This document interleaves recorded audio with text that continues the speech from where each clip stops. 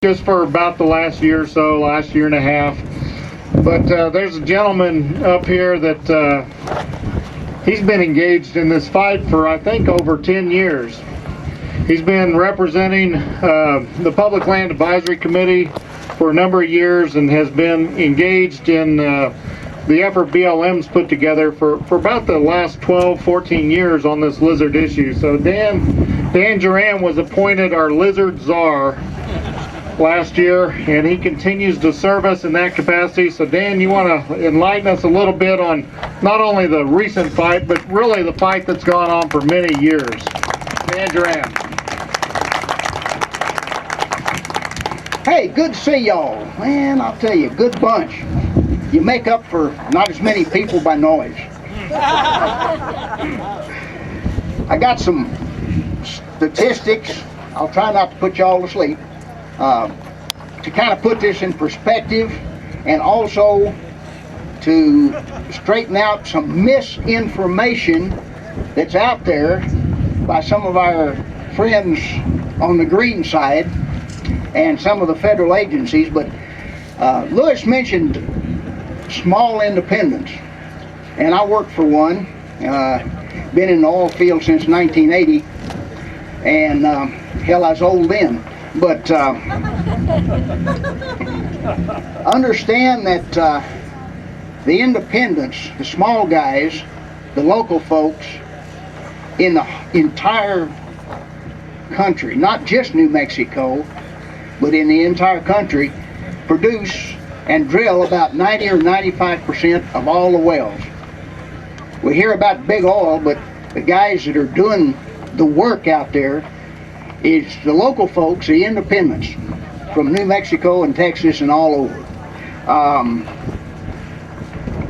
One of the things that you hear and see in the newspaper is that, and I think Lewis or one of the others mentioned it, it's just 2% of the land. Well, what land? It's 2% of all the federal land in the state.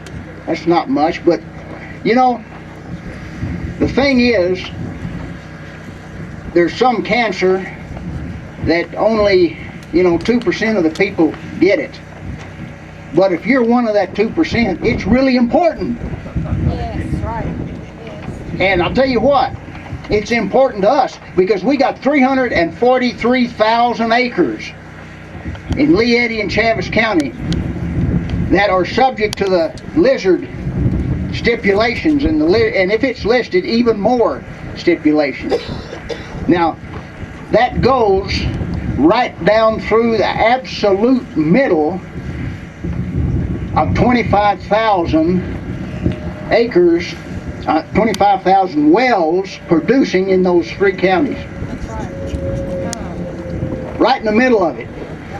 And it will have an effect, there's no doubt about it.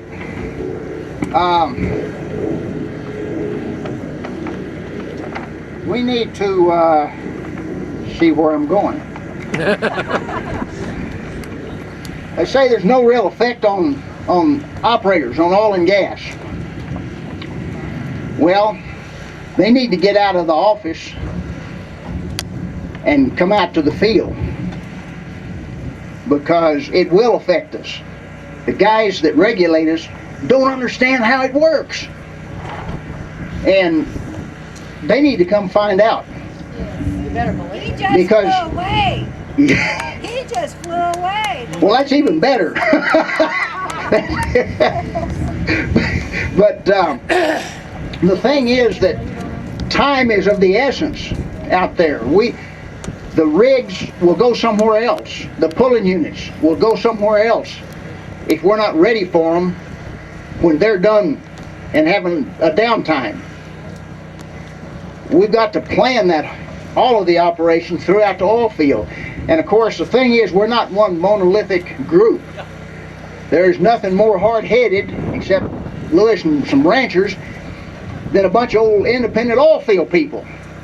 And it drives the bureaucrats nuts when we can't give them a plan of what we're going to do. Don't worry, we're just going to do it. Get out of the way.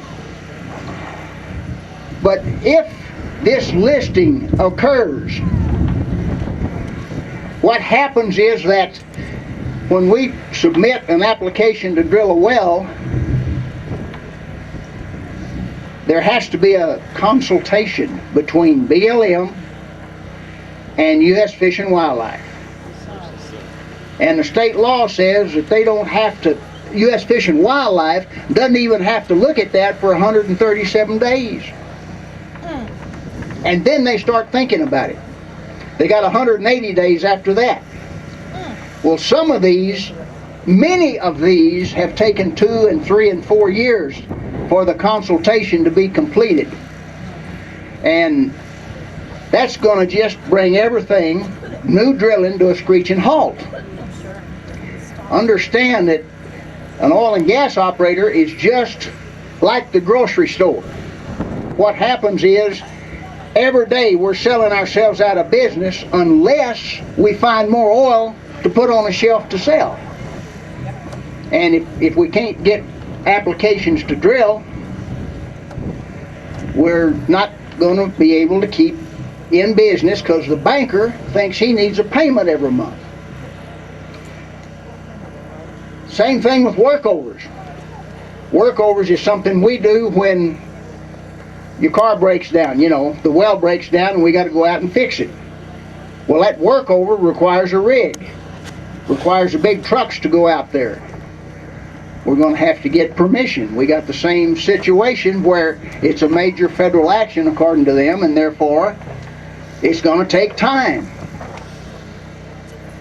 And that means production is lost.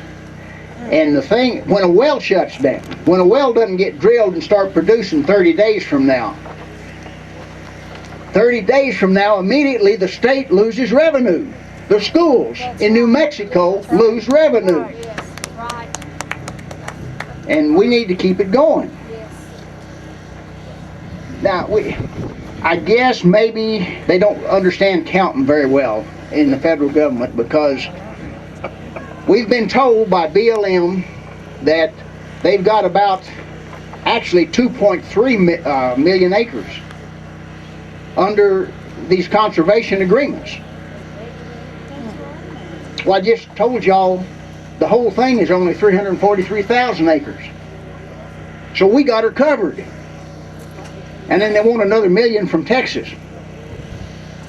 Well, something's going on here. The numbers don't match. We got it covered, just don't list it. Now, somebody mentioned that we've been doing this for a while, and that's right.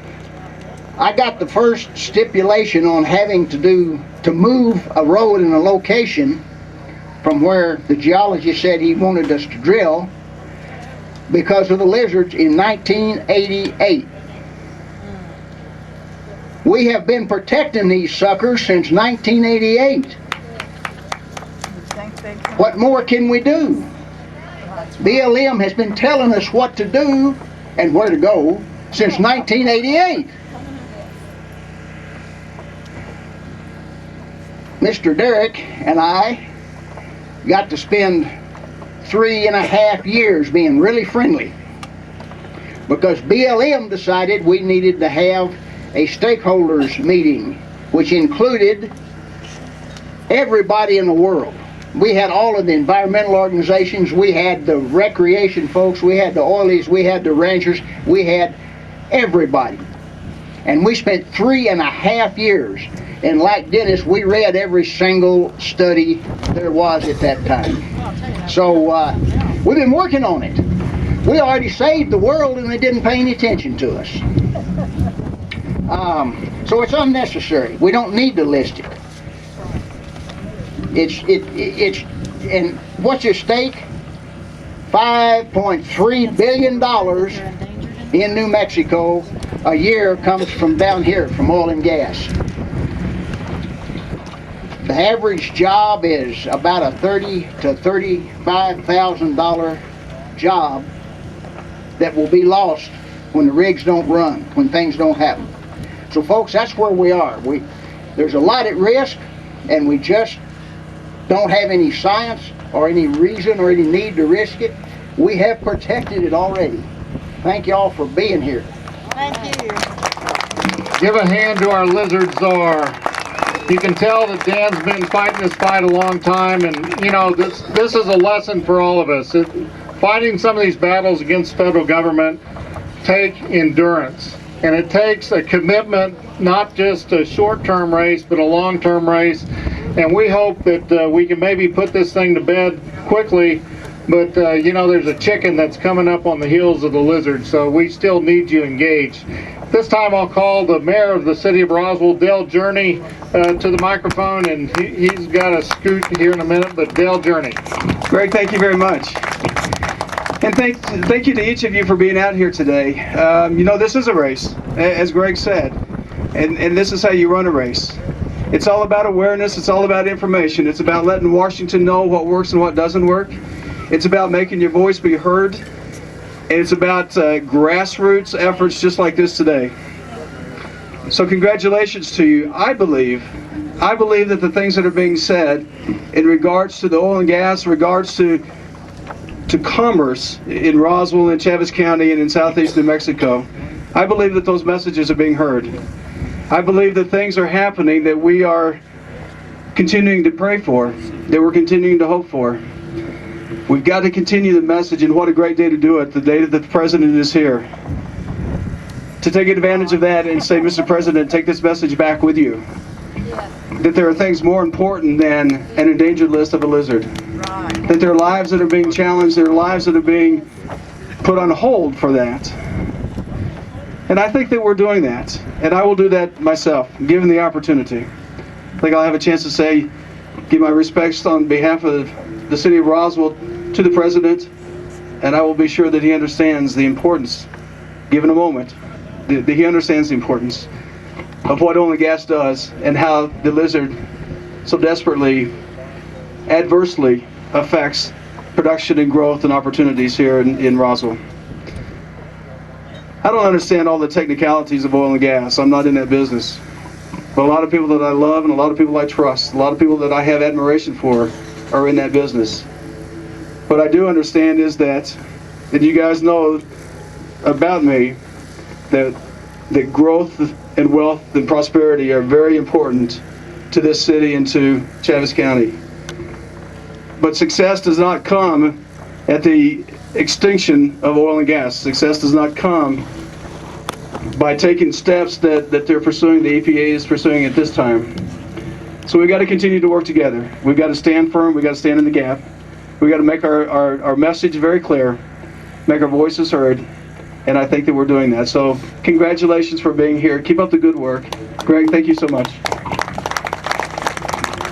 Thank you, Mr. Mayor. Appreciate it.